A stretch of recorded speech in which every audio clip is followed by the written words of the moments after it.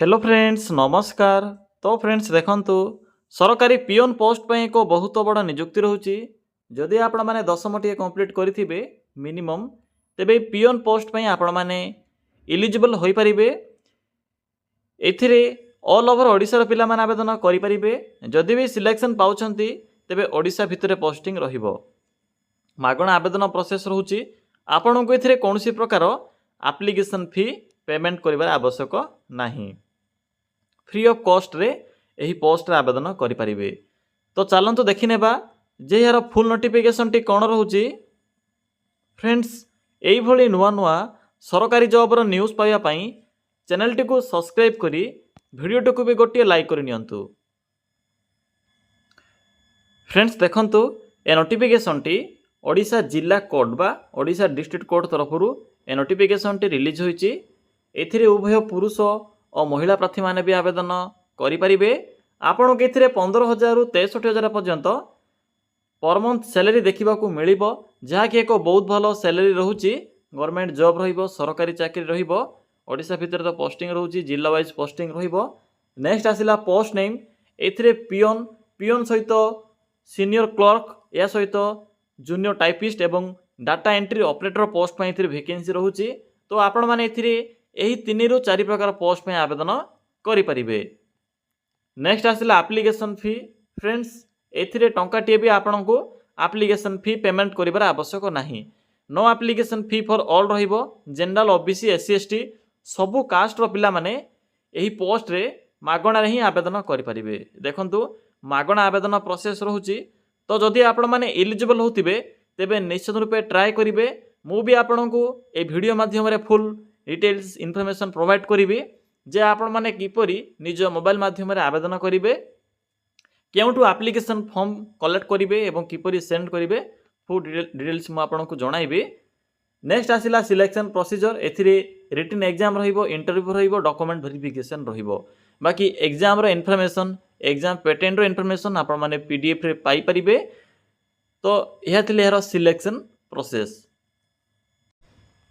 Next आसिला age limit. पिला माने देखंतु एज लिमिट होची 18 वर्ष मिनिमम एवं मैक्सिमम 37 वर्ष रहूची।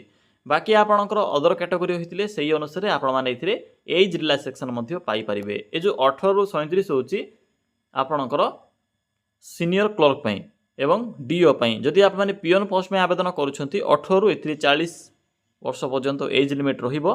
बाकी अदर कैटेगरी पिला माने एथिरे 3 वर्ष 5 वर्ष और 10 वर्षर एज रिलैक्सेशन पाई परिबे। नेक्स्ट आसिला इंपोर्टेंट डॉक्यूमेंट।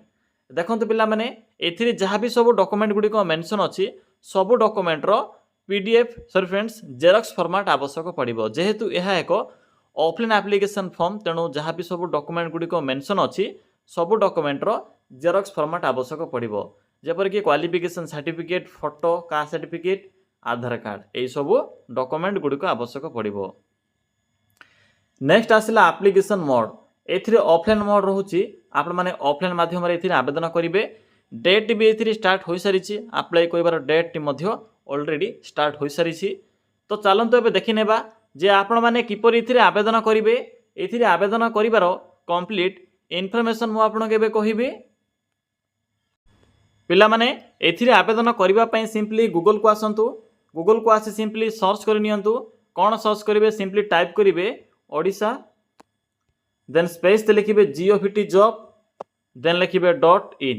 देखि पारथिबे पिला माने जे एठारे कोन मु टाइप कली सिंपली आपण माने एई भली टाइप करिवे। एहा परे सर्च रो ऑप्शन ऊपर क्लिक करिवे। क्लिक कला परे आपणक सम्मुखरे ओडिशा जीओवीटी जॉब रो एई साइट टी सो हेबो। नेशनल फ्लैग रो सिंबल टी मध्य देखा जाउथिबो। सिंपली एठारे क्लिक करंतु। क्लिक कला परे एई भली एको इंटरफेस टी सो हेबो। सिंपली टिके तळको स्क्रॉल करिवे। एठरे आपनको district court clerk and peon recruitment 2026 रो ए नोटिफिकेशन टी शो हो जिवो। तो सिंपली आप माने क्लिक करंतु। एही डिस्ट्रिक्ट कोर्ट रो नोटिफिकेशन रो लिंक ऊपर क्लिक कला पर पोस्ट रो फुल डिटेल्स एथिरे देखिबा को मिलिबो। 5 मई होची एथिरे आवेदन करिवार लास्ट डेट। इंटरव्यू माध्यम रे आवेदन रहूची। देखंतु पोस्ट नेम कोन रहूची सीनियर क्लर्क या सहित सीनियर टाइपिस्ट, डीओ या सहित पियोन पैंथरे वैकेंसी रहूची।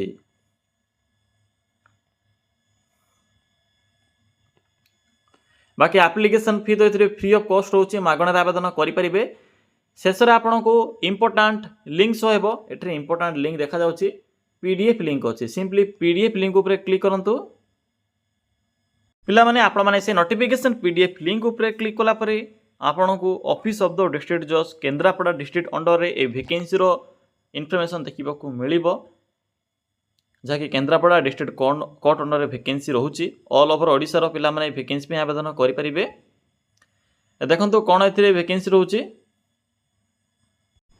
एथे देखंतु वैकेंसी रोची पियन सहित सीनियर क्लर्क पियन सहित सीनियर क्लर्क या सहित सीनियर टाइपिस्ट एवं जूनियर क्लर्क पर वैकेंसी रोची जूनियर क्लर्क रो कंप्यूटर नॉलेज जहाँकि आपनकर मैंडेटरी तो रोचे निश्चित रूपे तो यही 4 प्रकार पोस्ट में वैकेंसी रोची। तो देखो ये टर्म्स एंड कंडीशन मेंशन करा जायछि एवं एप्लिकेशन फॉर्म प्रोवाइड करा जायछि। तो जो मैंने भी पोस्ट पर इलिजिबल होथिबे फॉर्म टी को प्रिंट आउट काढ़ी फिलअप करेंगे फोटो अटाच करेंगे पोस्ट नेम लिखिए आपणकर नेम डिटेल्स फिलअप करेंगे। तो प्रथम डिक्लेरेशन एवं या सहित डेट एवं आपणकर सिग्नेचर बस एतिकी फॉर्मेट रोचे एवं डॉक्यूमेंट देखो 5टी डॉक्यूमेंट ये लिस्ट अच्छी से 5टी डॉक्यूमेंट फिलअप करी डॉक्यूमेंट गुड़ को अटाच करेंगे। एवं आसिल यार जो रोचे यार टर्म्स एंड कंडीशन जेपर कि क्वालिफिकेशन। तो देखो पियन पाई तो मिनिमम एचएससी पास रोचे आपणकर मैट्रिक पास रोचे या सहित जदि आप मैंने पूर्वर कौन डिपार्टमेंट अंडर पियन जॉब कि आप ग्रुप डी एम्प्लॉय थे से जदि आप वॉलंटियर रिटायर नहीं थे जदि आपणकर सर्विस पीरियड ओभर हेबा पूर्वर आप जदि वॉलंटियर रिटायर नहीं थे एवं से विषय जदि आपणकर किसी एक्सपीरियंस थी तेबे ही आप पोस्ट में एलिजिबल हो पारे ये मेंशन अच्छी बिना एक्सपीरियंस पिला माने एथिरे आवेदन करें नहीं। ग्रुप डी आपण माने ग्रुप डी एम्प्लॉय होइथिले पूर्वरु ए पोस्ट में एलिजिबल होई परिबे। तो एभली भाबरे टर्म्स एंड कंडीशन गुडी को पढ़िबे जदि आप माने एलिजिबल होथिबे तबे ए पोस्ट में आवेदन करि परिबे। देखंतु यार जो डेट रोची अप्लाई रो डेट लास्ट डेट 5 मई 2026। तो जो माने भी आवेदन करिया पे चाहउछंती 5 मई 2026 पूर्वरु ए पोस्ट आवेदन करि परिबे। तो फ्रेंड्स यह थिला पियन क्लर्क एवं डीओ भली अन्य पोस्टर जिला कोर्ट अंडर आसथिबा वैकेंसी इनफॉरमेशन। तो जदि आपको किसी भी डाउट लगुथिबो तेबे कमेंट सेक्शन रे कमेंट करी जणाई परिबे।